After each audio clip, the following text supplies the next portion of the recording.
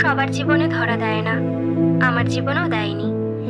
পাখিটা কখনো আমার ঘরের জানালার কাছে, কখনো ছাদের আশেপাশে, কখনো বাড়ির আশেপাশে ডানা মেলে উড়ে বেড়ালো, কিন্তু আমার কাছে এলো না।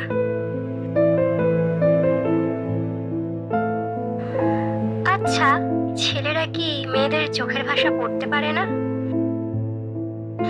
নাকি পড়তে পেরেও মূর্খ সেজে থাকার মিথ্যে সুখে ডুবে থাকে?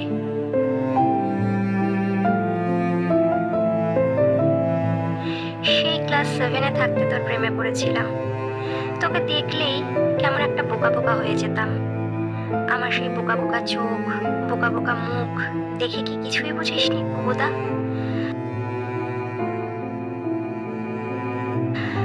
জানিস, তুই যখন বিকেলে ছাদে ঘুরিয়ে ওড়াতিস, হালকা ঘামে ভিজে থাকতো তোর শরীর, মুখ।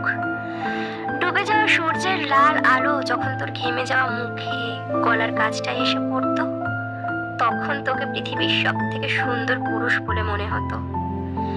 আমি মুগ্ধ চোখে তাকিয়ে থাকতাম আমার বাড়ির ছাদ থেকে। তুই আমার এই মুগ্ধতাকে দেখেও কোনোদিন দেখিসনি।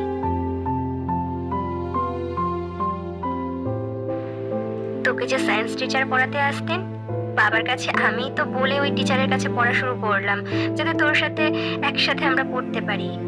কিন্তু তার 2 মাস পরেই ওই টিচার সরকারি চাকরি পেয়ে আমাদের পড়ানো ছেড়ে দিল।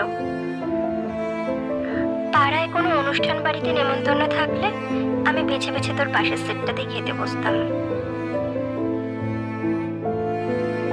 তুই কিচ্ছু বুঝিসনি না?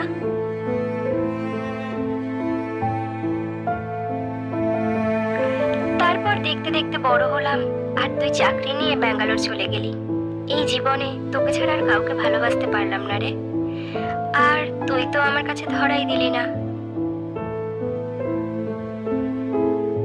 সামনের ফাল্গুনে আমার বিয়ে। বাবা মাই ঠিক করেছে, ছেলে সরকারি চাকুরে। আমি এখনো বিকেলের দিকটায় মাঝে মাঝে ছাদে গিয়ে দাঁড়িয়ে থাকি, আকাশের দিকে তাকিয়ে। যখন সূর্য ডুবে যায়, চারিদিকে হালকা আবছায়া ঘিরে আসে, তখন ওই দূরের আকাশে ডুবে যাওয়া সূর্যের লাল রংটা আমাকে তোর কথা মনে করায়। তোকে বড্ড দেখতে ইচ্ছে করছে বুবুদা।